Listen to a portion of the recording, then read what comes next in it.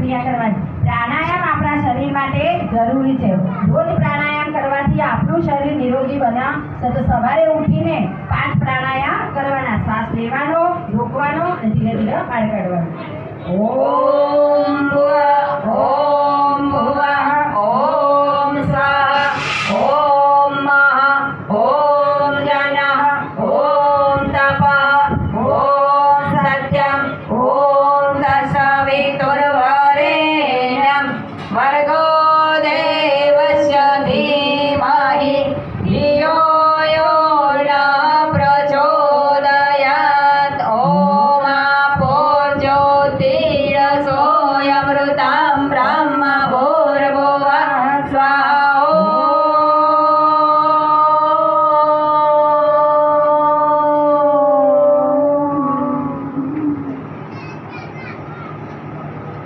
ન્યાસ આપણે આપણા દરેક અંગને પવિત્ર બનાવીશું। ભગવાનને આપણને દરેક અંગ આપ્યા છે, આંખ, કાન, નાક, મોં, હાથ અને પગ।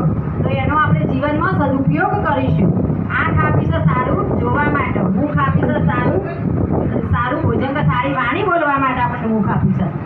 આપણું શરીર એ ભગવાનનું એક મંદિર છે, એની પૂજા કરવી જોઈએ। આપણા મોઢામાં એમ કે ન ખાવાના પદાર્થો ખાવા જોઈએ નહીં, ન ખાવાની વસ્તુ આપણા શરીરમાં જવી જોઈએ નહીં। ભગવાનને આપણને શરીર ભગવાનનું મંદિર છે એમ સમજીને આપણને જે ભગવાનને આપ્યું છે ફળ ફ્રૂટ, એ ખાવાની વસ્તુઓ આપણને જે પોષક તત્વો પણ પ્રાપ્ત થાય એ એવી વસ્તુઓ આપણે ખાવી જોઈએ। ન ખાવાની વસ્તુઓ આપણા શરીરમાં જવી જોઈએ નહીં। તો ભગવાને જે મુખ આપ્યું છે એની વાણી, સારી વાણી બોલવા માટે મુખ આપી છે, કોઈની નિંદા કરવા માટે